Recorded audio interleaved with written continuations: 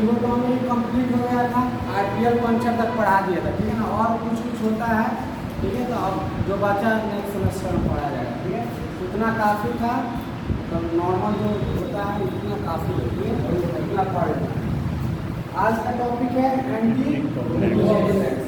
सबसे पहले समझना है कि एंटी कोगुलेंट्स होता क्या है, कहाँ यूज होता है, क्यों यूज होता है, और यूज होता है तो कैसे काम करता है, ठीक है ना।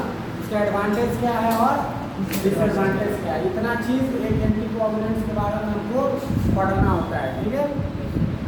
सबसे पहला मीनिंग समझना है एंटी कोगुलेंट्स का, किसका, एंटी कोगुलेंट्स का। एंटी मतलब क्या होता है, अपोजिट, कोई भी चीज अपोजिट में आता है एंटी है, समझना है। कोगुलेंट्स मतलब धक्का जमाना, बताया था ना।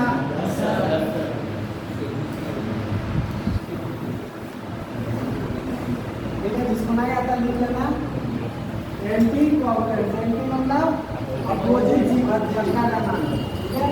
तो सर एंटी कोगुलेंट्स एक ऐसा ड्रग्स होगा, एक ऐसा मेडिसिन होगा, ठीक है, एक ऐसा केमिकल होगा जो क्या करेगा, धक्का जमने नहीं देगा। समझ आ रहा है, इसका नाम नहीं छुपा हुआ, एंटी कोगुलेंट। कोगुलेंट मतलब धक्का जमाना, एंटी मतलब नहीं जमने देना, ठीक है। मतलब ऐसा केमिकल, ऐसा ड्रग्स, ऐसा मेडिसिन जो तुम्हारे ब्लड को धक्का जमने नहीं देगा। और उसके बारे में पढ़ेंगे, ठीक है ना, कौन कौन सा केमिकल है या कौन कौन सा ड्रग्स है, कौन कौन सा मेडिसिन है जो क्या है हमारे ब्लड को धक्का जमने नहीं देता है। जनरली हम लोग एंटी कोगुलेंट्स का जो पढ़ेंगे 4-5 मेडिसिन तो नहीं, लेकिन केमिकल जो है वो सब पढ़ेंगे, ठीक है ना। तो वहीं लिखे हुए हैं anticoagulant help to prevent blood clot, मतलब वो ब्लड का क्लॉटिंग होता है, धक्का जमता है, उसको क्या करता है, प्रिवेंट करेगा। क्या करेगा, प्रिवेंट मतलब बचाव करेगा, उसको जमने नहीं देगा। समझ में आ रहा है, उसी को एंटी कोगुलेंट्स बोलेंगे। इसका डिफिनेशन है anticoagulant help to prevent blood clot, जो भी ब्लड में क्लॉटिंग होता है, ठीक है ना, धक्का जमता है, उसको धक्का जमने नहीं देगा, ठीक है। हमारे शरीर में भी ब्लड है, धक्का नहीं जमता है, बताए थे, नेचुरल एंटी कोगुलेंट बनाया जाता है, जिसका नाम है हेपरिन, ठीक है। तो शरीर में अगर हेपरिन नहीं रहेगा तो क्या होगा, हम लोग का ब्लड सब जम जाएगा। समझ में आ रहा है। अब देखो इसका दूसरा नाम है, कभी इसको बोला जाता है कि एंटी प्लेटलेट ड्रग। प्लेटलेट्स का काम क्या है, कोगुलेशन में हेल्प करना, ठीक है ना। न्यूमेटोलॉजी पढ़ाएंगे तो बताएंगे प्लेटलेट्स का काम क्या होता है, कोगुलेशन में। जैसे हाथ को कट जाता है क्या होता है, प्लेटलेट्स में आके ना सब रोकता होता है, सब समझ में आ रहा है। तो प्लेटलेट्स का काम क्या है, क्लॉटिंग में हेल्प करता है, समझ में आ रहा है। तो उसको एंटी प्लेटलेट्स ड्रग्स बोल दिया गया, मतलब प्लेटलेट्स का जो काम है, समझ में आ रहा है, उसको उल्टा काम, उसका काम है धक्का जमाना, ये क्या करेगा, धक्का जमाने नहीं देगा, क्लॉटिंग नहीं होना देगा। समझ में आ रहा है, इसीलिए इसको एंटी प्लेटलेट्स ड्रग्स, मतलब जो प्लेटलेट्स का काम है उसका अपोजिट काम करेगा। प्लेटलेट्स का काम क्या होता है, शरीर में जहाँ भी हमारा हाथ कटता है, पैर कटता है या कोई भी अंग कटता है, उसको क्या करता है, आके ब्लड को बहने से रोकता है। समझ में आ रहा है, क्लॉट करवाता है, ठीक है। और ये क्या है, एंटी प्लेटलेट्स मतलब क्लॉट होने से रोकेगा, तो इसको एंटी प्लेटलेट ड्रग्स भी बोला जाता है, एंटी कोगुलेंट। समझ में आया, दूसरा नाम क्यों पड़ा वो भी समझ में आ रहा है ना। और sometimes known as blood thinner, क्या चीज, ब्लड थिनर, मतलब ब्लड धक्का जम सकता है, उसको थिन करके रखना, बढ़िया से मिक्स करके रखना है। समझ में आ रहा है, इसलिए कभी कभी इसको क्या बोला जाता है, ब्लड थिनर। ये सब टेक्निकल टर्म नहीं है, ठीक है ना, एंटी कोगुलेंट्स ही बोला जाता है, लेकिन दूसरा नाम भी कभी कभी आ सकता है, ठीक है ना। Anticoagulants is also known as antiplatelet drugs, blood thinner, blood clot को प्रिवेंट करता है। समझ में आ रहा है, इस टाइप का करके आ सकता है, तो अपना मानना पड़ेगा। समझ में आ रहा है, तो नाम समझ में आ गया ना, क्योंकि इसका क्या क्या मतलब नाम क्यों पड़ा है। अब पढ़ेंगे सबसे पहला जो केमिकल है जो एंटी कोगुलेंट्स है, उसका नाम क्या है, रीटी है। इसका फुल फॉर्म बताया था पहले ये पिछला बार एग्जाम में तुम लोगों को पूछा हुआ था, ठीक है ना, ऑप्शनल वाला था। रीटी का फुल फॉर्म क्या होता है, क्या होगा, याद रहेगा ना, क्वेश्चन पूछता है। अब देखो EDTA क्या है? एक एंटीकोगुलेंट है, ठीक है। ये सब बताए थे, पर्पल एलिमेंटल वाइल में डाला जाता है।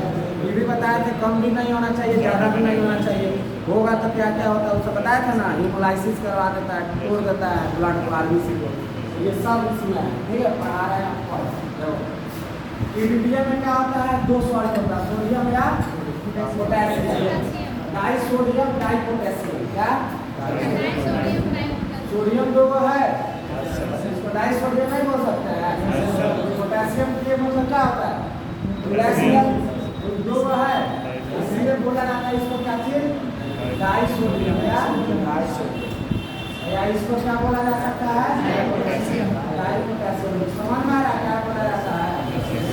दो है, ठीक है। Disodium dipotassium salt of EDTA, मतलब EDTA ही सिर्फ नहीं रहता है, इसमें क्या होता है? सोडियम और पोटेशियम दोनों मिक्स होता है या अलग होगा, ठीक है ना। सिर्फ सोडियम EDTA होगा, ठीक है ना। डाई सोडियम EDTA होगा या डाई पोटेशियम EDTA होगा। मतलब क्या हुआ? जो EDTA है क्या है? EDTA है, इसमें क्या होगा? ये बनेगा सोडियम से या पोटेशियम से। समझ में आ रहा है? तो क्या होगा? Na2 EDTA हो जाएगा या K2 EDTA हो जाएगा। समझ में आया? इसका मतलब यही है, ठीक है। जब दोनों होगा सोडियम और पोटेशियम सॉल्ट ऑफ EDTA, उसी का नाम दे दिया जाएगा फिर सिक्विस्ट्रीन। क्या चीज?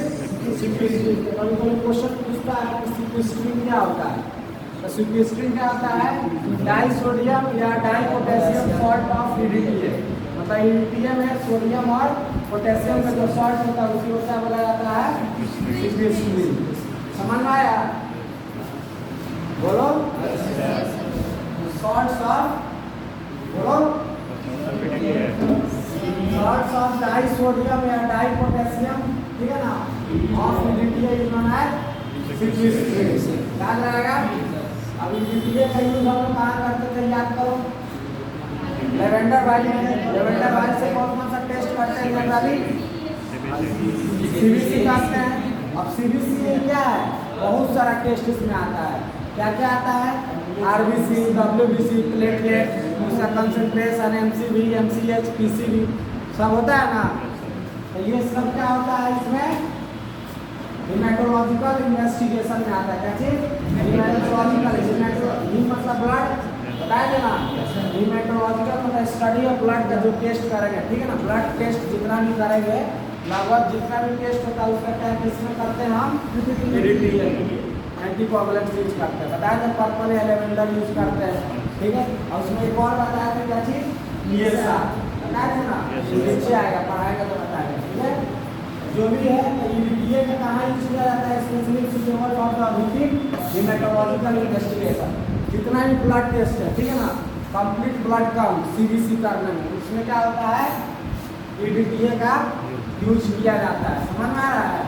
हीमेटोलॉजिकल मतलब समझ में आया? जो भी ब्लड रिलेटेड टेस्ट है, ठीक है ना, जिसमें CBC, RBC, WBC, प्लेटलेट का टोटल काउंट, ये संख्या, न्यूट्रोफिल्स कितना, साइज, शेप, समझ में आ रहा है? सब किससे किया जाता है?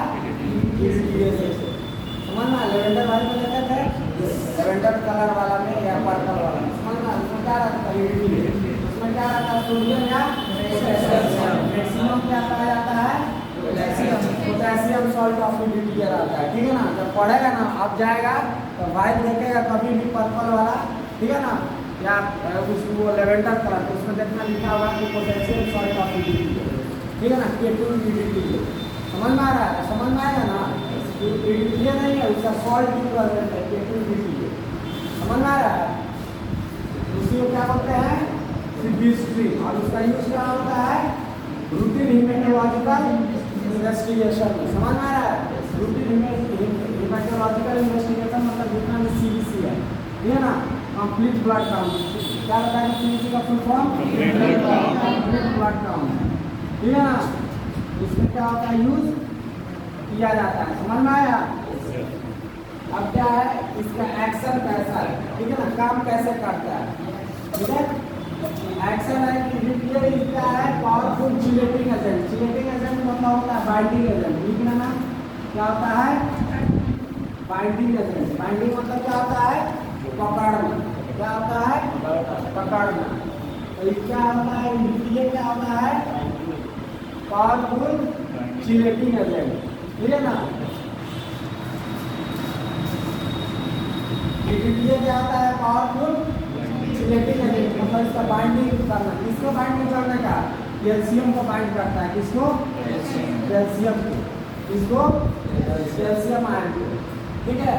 अब देखो जब तुम लोग को बताएंगे ब्लड कैसे जमता है, ठीक है ना, कोआगुलेशन कैसे होता है ब्लड का, ठीक है ना, ब्लड क्लॉटिंग कैसे किया जाता है, तो उसमें बताएंगे कि कैल्शियम का हर एक स्टेप में यूज है, ठीक है ना। जब एस्ट्रोजन फैक्टर सब पढ़ाएंगे तो उसमें कैल्शियम क्या करता है, जितना भी फैक्टर है ना सबके साथ क्या होता है, कैल्शियम आता है और उसको हेल्प करता है क्या चीज़ में, कोआगुलेशन खत्ता जमाने में, समझ में आ रहा है। अब मानो कि मेरे ब्लड में कैल्शियम है, तो यही काम करता है क्या चीज़, कोआगुलेशन में, जिसमें कोआगुलेशन में जो कैल्शियम आयन है ये हेल्प करता है क्लॉट करवाने में ब्लड, ठीक है।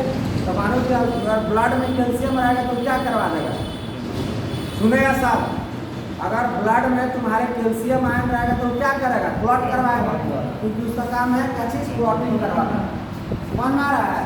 तो मानो कि कैल्शियम आयन को हम पकड़ लेंगे तो क्लॉट करवा पाएगा, नहीं करवाएगा तो क्या हो जाएगा, ब्लड जैसा रहेगा अपना लिक्विड फॉर्म में ही रहेगा, समझ में आ रहा है। तो कैल्शियम का काम क्या है बताओ, help in clotting, blood clotting, ठीक है ना। लिख लेना जो कैल्शियम होता है, ठीक है ना, calcium help in blood clotting, इसमें इसी के नीचे का जगह और लिख लेना, जो कैल्शियम आयन होता है वो क्या चीज में हेल्प करता है, ब्लड क्लॉटिंग में, ठीक है ना। अब मानो कि ब्लड में क्या है, कैल्शियम आयन है, अगर ब्लड में कैल्शियम रहेगा तो क्या करेगा, उसको क्लॉट कर देगा, जमा देगा, समझ में आ रहा है। तो क्या करता है ये ईडीटीए उस कैल्शियम को ही पकड़ लेता है, क्या करता है, कैल्शियम को पकड़ लेगा, कैल्शियम को जैसे ही पकड़ लेगा तो ब्लड थक्का जमेगा, क्लॉटिंग होगा उसका, नहीं ना होगा। तो इसका यही काम है, ठीक है। तो हमको एंटीकोगुलेंट का काम क्या है, ब्लड को थक्का जमने नहीं देना, उसका वही ना काम है। तो कौन करेगा, ईडीटीए। अब ईडीटीए क्या करता है, पावरफुल चिलेटिंग एजेंट, इसका एक काम है कि उसको पकड़ने का क्षमता जो होता है कैल्शियम का क्या होता है, बहुत ज़्यादा होता है, समझ में आ रहा है। ब्लड में जितना भी कैल्शियम आयन रहेगा, समझ में आ रहा है, सबको क्या करेगा, जाके पकड़ लेगा, एक जगह स्थिर कर देगा, और कैल्शियम ब्लड में कैल्शियम नहीं रहेगा तो थक्का जमने नहीं करेगा, क्या होगा, क्लॉटिंग से प्रिवेंट कर लेगा, समझ में आएगा। इसीलिए ईडीटीए हम यूज करते हैं, क्या करता है, समझ में आया कैसे क्लॉटिंग नहीं होने देता है। तो इस क्या करता है कि पावरफुल चिलेटिंग एजेंट मतलब बाइंडिंग एजेंट, इसको बाइंड करता है calcium molecules in the blood में जितना भी कैल्शियम मॉलिक्यूल्स है उसको सबको बाइंड कर लेता है। और कैल्शियम का काम क्या है, ब्लड क्लॉटिंग करवाना। अब कैल्शियम रावे नहीं करेगा तो ब्लड क्लॉटिंग होगा, नहीं होगा। इसको तो पकड़ के कौन लेके चल गया, ईडीटीए। तो जो ब्लड होगा क्लॉट होगा नहीं करेगा, तो बढ़िया से मिक्स रहेगा, अपना जो भी फॉर्म लिक्विड फॉर्म में रहता है वो क्या रहेगा, उसी फॉर्म में रहेगा, समझ में आया। ये इसका एक्शन कैसे होता है याद करना है कि ईडीटीए जो होता है क्या है, पावरफुल चिलेटिंग एजेंट, इसको पकड़ के रखता है कैल्शियम से, और कैल्शियम को पकड़ के रखता है। कैल्शियम का काम क्या है, ब्लड क्लॉटिंग, ठीक है। तो कैल्शियम को ही पकड़ लिया तो ब्लड में क्लॉट बनेगा नहीं बनेगा, तो क्या होगा, ब्लड क्लॉटिंग से उसको ऐसे करके बचा लेता है, समझ में आ रहा है। तो ये हो गया उसका एक्शन, काम कैसे करता है, ठीक है। यहाँ तक समझ में आए बाबू, ये सब इम्पोर्टेंट है, ठीक है ना। सिर्फ ये नहीं जानना कि ईडीटीए एंटीकोगुलेंट से कैसे काम करता है, सब अलग अलग तरीका से काम करता है, ठीक है ना, इसको जानना जरूरी है, ठीक है। और उसके बाद कंसंट्रेशन बताए थे कि excess of everything is bad, कम भी होगा या ज़्यादा होगा, दोनों में क्या है, हम ही लोग का हार्मफुल है, ठीक है। बताए थे कि सब कुछ का एक कंसंट्रेशन होता है, एक मात्रा होता है, ठीक है ना। उससे ज़्यादा कम होगा तो क्या करेगा, मेरे सेल पर इफेक्ट डालेगा, ठीक है ना। इसका कंसंट्रेशन क्या होता है, K2 ईडीटीए बताया कि मैक्सिमम यही यूज होता है आजकल, ठीक है ना। अब देखो K2 ईडीटीए सबसे ज़्यादा यूज होता है NS से ज़्यादा, क्यों, क्योंकि मोर सोल्यूबल क्या है, more soluble in blood and K2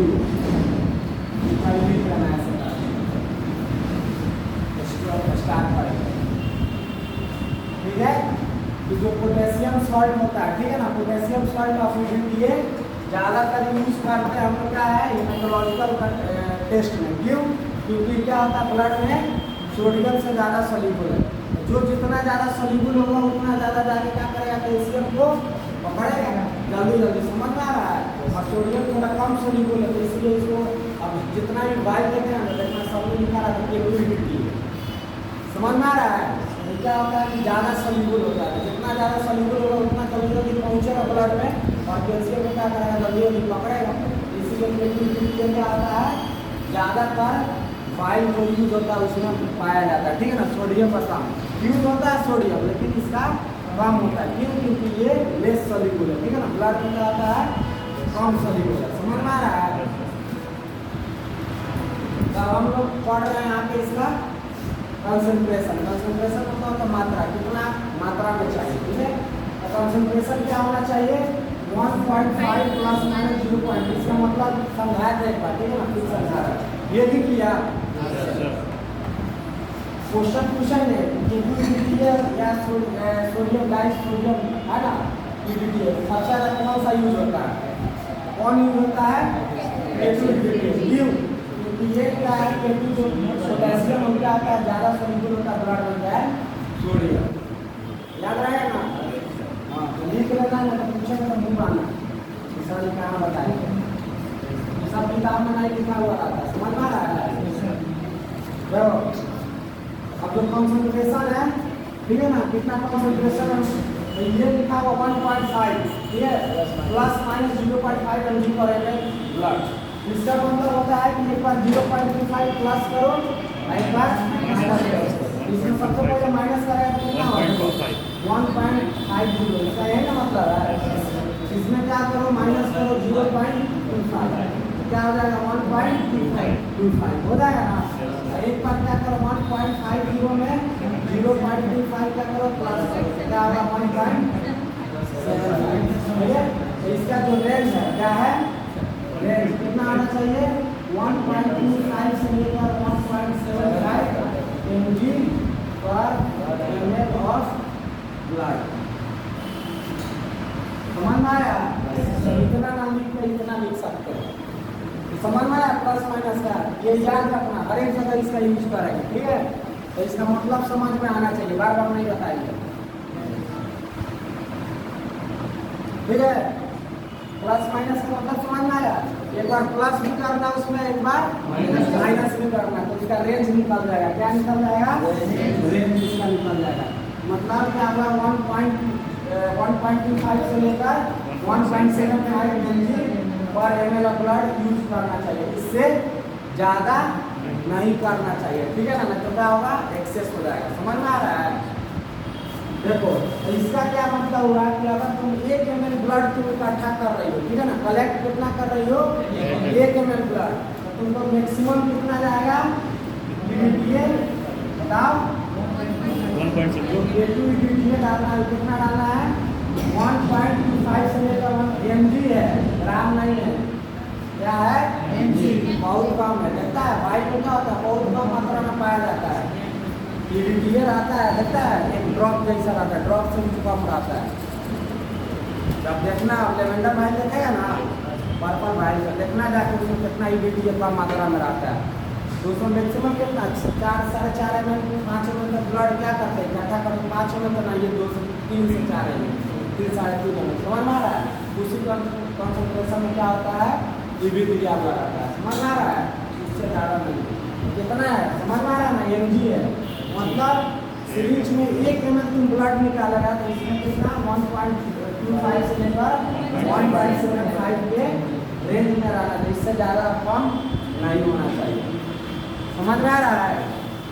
1 ml blood के लिए इतना मानो कि 2-3 ml ब्लड उसमें रखा जा सकता है, सपोज 3 ml, तो इसको क्या किया जाएगा 3 से मल्टीप्लाई कर दो, इतना ml क्या रहेगा ग्राम बोल रहा है, उतना mg क्या रहेगा ईडीटीए उसमें डाला हुआ रहता है भाई, समझ में आया।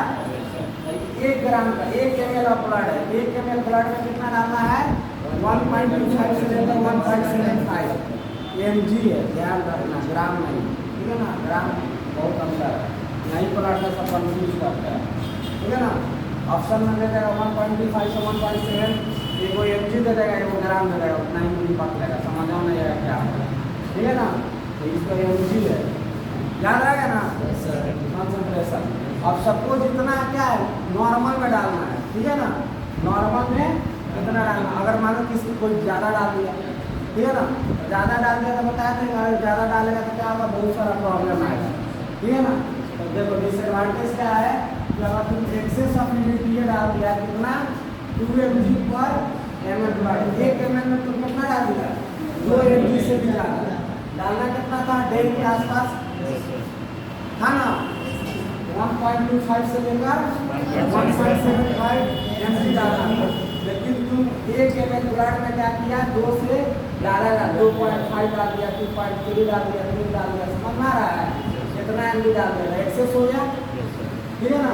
तो एक्सेस होगा तो क्या करेगा, सबसे पहले श्रिंकेज करेगा बोथ आरबीसी और डब्ल्यूबीसी, किसका आरबीसी और डब्ल्यूबीसी का। तो आरबीसी और डब्ल्यूबीसी का श्रिंकेज हुआ, मतलब क्या होगा, सेल छोटा कर लेगा। तो तुमको बताया था कि सेल अगर बड़ा हो जाए या छोटा हो जाए, दोनों जाके स्क्रीन में तोड़ा जाएगा। ब्लड का जो डायमीटर होता है कितना होता है 7.2 माइक्रोमीटर, समझ में आ रहा है। आरबीसी का किसका, इससे छोटा हो जाए या बड़ा हो जाए, स्प्लीन में जाएगा, दोनों को तोड़ दिया जाएगा। अगर 7.2 माइक्रोमीटर है, ठीक है ना, डायमीटर, या इससे थोड़ा सा कम है, तो क्या होगा, स्प्लीन इसको मास कर देगा, समझ में आया। और श्रिंकेज हो गया, छोटा हो गया सेल या ज़्यादा बड़ा हो गया, तो क्या करेगा, स्प्लीन इसको तोड़ देगा, क्या होगा, आरबीसी का कमी हो जाएगा। मानो कि जो तुम काउंट करेगा आरबीसी का काउंट, तो नॉर्मल काउंट में कितना रहता है 4.5 मिलियन से 5.5 मिलियन पर mm³। तो इसमें क्या होगा, श्रिंकेज होगा, आरबीसी डिस्ट्रक्ट टूटेगा, टूटेगा तो क्या होगा, कम मात्रा में पाया जाएगा। किसी मानो कि 4.5 आना चाहिए तो उसमें 4 आएगा, 3.5 आ जाएगा, समझ में आ रहा है। तो इससे क्या हुआ, तुम्हारा इंग्रेडिएंट के कारण इसमें कम आया, तो रिपोर्टिंग डायग्नोसिस सब गलत होगा कि नहीं।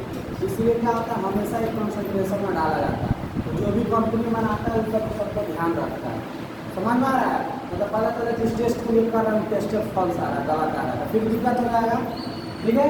तो एक्सेस ऑफ यूनिट से क्या होगा बताओ, श्रिंकेज। श्रिंकेज अगर आरबीसी डब्ल्यूबीसी दोनों श्रिंक होगा, और क्या होता है आरबीसी सब क्या होता है स्क्रीन में जाके छानता है, ठीक है ना। हेमेटोलॉजी पढ़ाएंगे कोई सारे यहाँ बताएंगे, ठीक है। तो क्या करेगा, यहाँ पे तोड़ दिया जाएगा, तोड़ दिया जाएगा तो क्या होगा, आरबीसी का जो कम होगा क्या होगा, कम हो जाएगा, ठीक है। एक वो प्रॉब्लम आ गया। दूसरा है डिक्रीज इन पीसीबी। पीसीबी मतलब होता है फैट सेल वॉल्यूम, ठीक है। किसी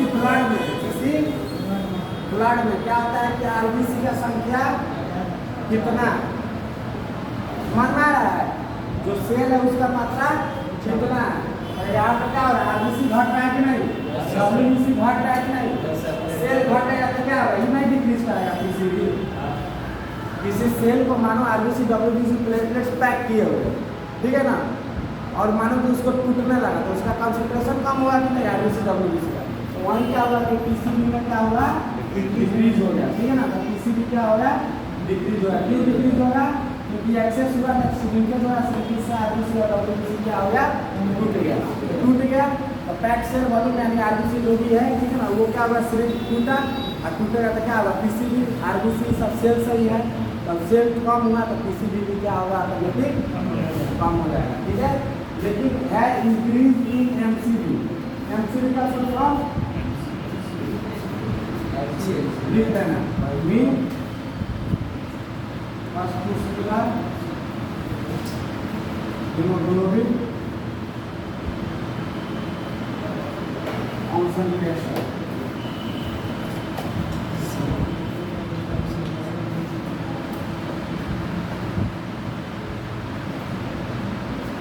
दिख रहा है सबको, यस सर, लिखो जल्दी से।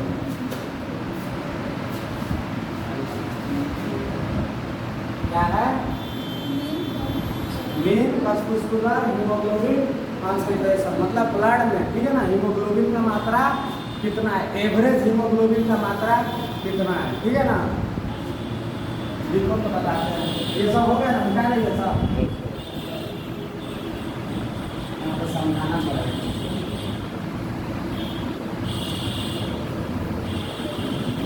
देखो अब आरबीसी है सपोज, ठीक है, आरबीसी में क्या है, हीमोग्लोबिन रहता है, ये क्या है आरबीसी, उसके अंदर क्या है हीमोग्लोबिन, श्रिंक करेगा, करेगा ना श्रिंक करेगा तो क्या होगा, टूटेगा, क्या होगा टूटेगा, टूटेगा तो क्या होगा हीमोग्लोबिन निकलेगा ना। और इसका मतलब क्या है, मीन हीमोग्लोबिन कंसंट्रेशन, मतलब क्या होगा कि जो एवरेज हीमोग्लोबिन है, ठीक है ना, उससे क्या होगा हीमोग्लोबिन बढ़ जाएगा। क्योंकि क्या होगा आरबीसी श्रिंक कर रहा है, इसमें से क्या होगा हीमोग्लोबिन बाहर निकला, और ये हीमोग्लोबिन क्या करेगा, इसमें आसानी से क्या होगा बोलो बढ़ जाएगा। समझ में आया? इसमें क्या होता है एमसीएससी में इंक्रीजमेंट आ रहा है, लेकिन पीसीबी में कम हो जा रहा है। क्यों? क्योंकि आरबीसी डब्ल्यूबीसी से क्या होता है पैक्ड सेल वॉल्यूम बनता है, ठीक है ना, पीसीबी क्या होता है आरबीसी सबसे बनता है। समझ में आ रहा है? अब सेल ही टूट गया तो ऑटोमेटिकली कम हो जाएगा, ठीक है, समझ में आया? एमसीएससी मतलब क्या होता है मीन परसेंटेज हीमोग्लोबिन कंसंट्रेशन, मतलब तुम्हारे ब्लड में हीमोग्लोबिन का कंसंट्रेशन एवरेज कितना है, ठीक है ना, एवरेज कितना है, ठीक है ना, उसमें क्या होगा इंक्रीजमेंट आ जाएगा। क्यों? क्योंकि यहाँ पे क्या होता है आरबीसी टूट रहा है, आरबीसी टूटेगा तो क्या होगा हीमोग्लोबिन बाहर निकलेगा, ठीक है ना, इसका कंसंट्रेशन क्या करेगा इंक्रीज करेगा, हीमोग्लोबिन बढ़ेगा, एमसीएससी क्या बढ़ेगा ऑटोमेटिक इंक्रीज कर जाएगा। समझ में आ रहा है? क्योंकि हीमोग्लोबिन से क्या होता है एमसीएससी एवरेज, ठीक है। अब जो चौथा पॉइंट है ये क्या है, is unsuitable for coagulation studies, ठीक है। अभी देखो समझने वाला पॉइंट है, कुछ नहीं है। देखो ये क्या करता है, थक्का जमने नहीं देता है। अगर हमको ऐसा टेस्ट पढ़ना है जिसमें थक्का जमता है तो पढ़ने देगा, क्योंकि थक्का तो जमना ही नहीं दे रहा, तो कैसे थक्का जमने वाला को पढ़ेगा। जब एंटीकोगुलेंट्स आ गया तो ब्लड को क्लॉट होने देगा, नहीं होने देगा। तो मानो जो क्लॉटिंग टेस्ट है जैसे प्रोथ्रोम्बिन टाइप, क्लॉटिंग टाइप ये सब आता है ना, तो सब पढ़ने में हेल्प करेगा, नहीं करेगा, क्योंकि थक्का जमना ही नहीं दे रहा, ठीक है। तो वहाँ लिखा हुआ पीडीटीए क्या होता है अनसुटेबल होता है, अनसुटेबल मतलब अच्छा से यूज नहीं करते इसमें, जैसे फॉर कोआगुलेशन स्टडी, ऐसा स्टडी जिसमें क्या होता है ब्लड क्लॉट होता है, ठीक है ना, जैसे क्या होता है प्रोथ्रोम्बिन टाइप, प्रोथ्रोम्बिन टाइप ये सब पढ़ाएंगे, ठीक है ना। इसमें क्या होता है ब्लड कितना देर में थक्का जाना, क्लॉटिंग टाइप प्रोथ्रोम्बिन टाइप सब होता है ना, इसको पढ़ने देगा, नहीं पढ़ना है, क्योंकि ब्लड को क्या कर क्लॉट कराएंगे या कैसे पढ़ लोगे तुम, ब्लड क्लॉट होगा तो कितना टाइम में होगा तब ना नोट करोगे, तो पता चला प्रोथ्रोम्बिन टाइम कितना है, क्लॉटिंग टाइम कितना है। अभी तो थक्का जमने ही नहीं दे रहा है, जमने दे रहा है, नहीं जमने दे रहा, नहीं जमने दे रहा है तो कैसे पढ़ोगे, मन आ रहा है। ये क्या होता है प्रोथ्रोम्बिन टाइम के लिए यूज नहीं किया जाएगा, क्योंकि प्रोथ्रोम्बिन टाइम के लिए क्या होगा कोआगुलेशन होना जरूरी है, कि कोआगुलेशन तो होना नहीं देगा, इसलिए लिखा हुआ है कि PDTA is unsuitable for coagulation study. समझ में आया? उसके बाद पांचवा जो पॉइंट है, पांचवा बोल रहा है कि ये क्या करता है, ज़्यादा अगर पीडीटीए रहता है तो जो भी प्लेटलेट्स है क्या है प्लेटलेट, ठीक है ना, तो इसे मानो कि कितना छोटा है, समझ में आ रहा है, इसको क्या करता है स्केल कर देता है, क्या करता है स्केल कर, मतलब इसको क्या करता है बड़ा कर देता है, और बड़ा होगा तो क्या होता है टूट जाता है, क्या होता है टूट जाता है, और टूट कर क्या होता है फिर मानो 2-3 भाग बचा लिया, समझ में आ रहा है। और ये टूटता है इतना मात्रा में होता है कि जो नॉर्मल जो shape and size of platelets का, ठीक है, जो क्या है normal shape size of platelets का उतना ही बड़ा ये सब भी टूट रहा है कि नहीं, ठीक है। तो हम क्या करेंगे माइक्रोस्कोपी करेंगे या मानो कि हीमेटोलॉजिकल टेस्ट करेंगे, ठीक है ना, काउंटिंग प्लेटलेट्स का करेंगे, तो क्या होता है ये सब भी गिना जाता है। समझ में आ रहा है? क्यों? क्योंकि ये तो बड़ा हो गया, समझ में आ रहा है। अब नॉर्मल इसको होना चाहिए इतना बड़ा, और ये क्या हुआ स्केल होगा इतना बड़ा, और ये टूटा, अब टूट के क्या हो गया 3 भाग में ऐसा ऐसा बना लिया, समझ में आ रहा है। और इसका भी शेप साइज क्या है सेम होता है, ये भी तो जोड़ लो 3, लेकिन ये क्या हुआ बड़ा नहीं है, एक्चुअल प्लेटलेट से क्या है इसको क्या किया है खुला दिया, खुला कर फिर क्या हुआ टूट गया, समझ में आ रहा है। तो फॉल्सली क्या होगा प्लेटलेट्स का कंसंट्रेशन ज़्यादा हो जाएगा, ठीक है ना, कॉजेज प्लेटलेट्स कुछ भी है क्या होता है खुला देगा, उसका क्या होगा डिसइंटीग्रेट, मतलब क्या होगा तोड़ देगा, समझ में आ रहा है। डिसइंटीग्रेट मतलब निकलेगा ब्रेक डाउन, समझ में आ रहा है। क्या करेगा, ब्रेक कर देगा, resulting in the high platelets concentration. Platelets बढ़ा हुआ नहीं है, क्या करा उसको बढ़ाकर उसको क्या किया, तोड़ दिया। और जो टूटा हुआ भाग आया हुआ है, जो नॉर्मल एक्चुअल जो प्लेटलेट्स होता है उसी का सेम साइज का है, तो आसानी से क्या होता है उसको काउंट कर लेता है, समझ में। लेकिन एक्चुअल में क्या है, बढ़ा नहीं बढ़ा, एक ही सेल को टूटा दिया, उसको तोड़ दिया, समझ में आ रहा है। लेकिन फॉल्सली क्या होता है, उसको जोड़ लेता है, पता चला ये प्लेटलेट को 4-5 जोड़ लिया, समझ में आ रहा है। एक्चुअली क्या हुआ कि प्लेटलेट्स को टूटा दिया, उसको तोड़ दिया, समझ में आ रहा है। तो ये प्लेटलेट्स काउंट क्या होगा, यहाँ पे हाई होगा, एक्चुअल में हाई नहीं हो रहा, फॉल्सली हाई हो रहा है।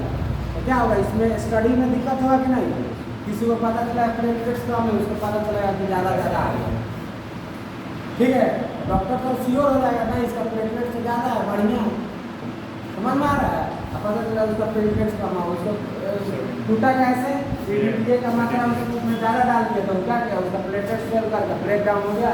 और प्लेटलेट जो टूटा है इतना सेम साइज का टूटा है, जो नॉर्मल सेम साइज का होता है, इसके चलते ये सब गिना गया साथ साथ में, ठीक है। इसके साथ साथ में क्या हुआ, ये सब भी गिना गया, तो फॉल्सली क्या हुआ, समझ में आ रहा है। तो क्या हुआ, रिपोर्टिंग डायग्नोसिस सब गलत हुआ कि नहीं, ठीक है। तो इसमें भी गलती हो सकता है, देख रहा है ये अगर ज़्यादा मात्रा में डालेगा कितना प्रॉब्लम आ रहा है। तो जो टेस्ट हम अच्छे काम के लिए कर रहे हैं वो सब क्या हो रहा है, सब उल्टा सीधा हो रहा है, ठीक है। इसीलिए क्या करेंगे, जो भी कॉन्सेंट्रेशन होगा वो इतना ही मात्रा में डालेंगे, 1.25 से लेकर 1.75 mg, ग्राम नहीं, mg पर ml ब्लड। 1 ml ब्लड जो सीरीज में 1 ml अगर ब्लड लोगे तो उसमें इतना डालेगा, 3 ml लेगा तो उसको 3 से गुना कर दो, कितना डालेंगे, समझ में आया। तो वही लिख रहा है कॉजेस प्लेटलेट्स स्वेल, क्या करेगा, प्लेटलेट्स को फुला देगा, उसके बाद क्या करेगा, इसको ब्रेक करेगा, ठीक है ना, और इसमें क्या होगा, हाई प्लेटलेट्स काउंट मिल जाएगा, समझ में आ रहा है। अब लिख रहा है कि जो फ्रैगमेंट टूटेगा, ये जो टूटा ना बड़का से, ये तीनों में टूटा, और ये जो टूटता है फ्रैगमेंट टूटता है, जितना बड़ा होता है, ये क्या होता है कि जो नॉर्मल प्लेटलेट्स होता है उसी के सेम साइज का दिखता है, ठीक है। ये स्वेल हुआ था तो इसी के सेम साइज का दिख रहा है कि नहीं, तो ये क्या होगा, ये भी गिनाएगा और ये सब भी साथ में गिना जाएगा। वही लिख रहा है कि जो फ्रैगमेंट्स है, ठीक है ना, स्वेल करके जो ब्रश होगा तो जो टूटेगा इतना बड़ा होगा कि जो नॉर्मल सेम साइज है प्लेटलेट्स का उनका होगा, उसके साथ भी काउंट हो जाएगा, ठीक है। उसके बाद लास्ट में एक नोट डाल के या कुछ भी डाल के लिख लेना कि डीटीए में क्या होता है, ये साथ में भी यूज करते हैं। ये साथ का कुछ नाम क्या बताते हैं,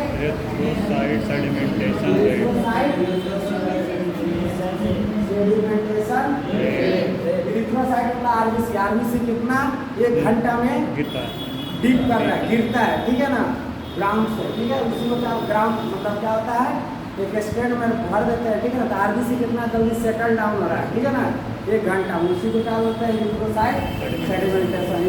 इरिथ्रोसाइट को बताया तो क्या होता है, आरबीसी बताया था ना, तो आरबीसी जो सेटल डाउन हो रहा है 1 घंटा में, उसी को क्या बोलते हैं, ईएसआर।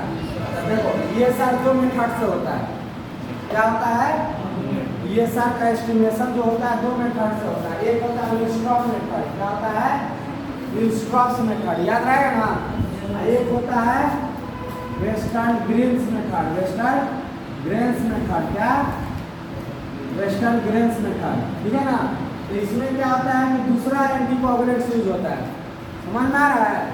दोनों से क्या होता है, ईएसआर ही नापा जाता है, एस्टिमेशन क्या किया जाता है, ईएसआर का मेथड अलग अलग है, मेथड अलग अलग है, तो अलग अलग एंटीकोगुलेंट्स भी यूज किया जाता है।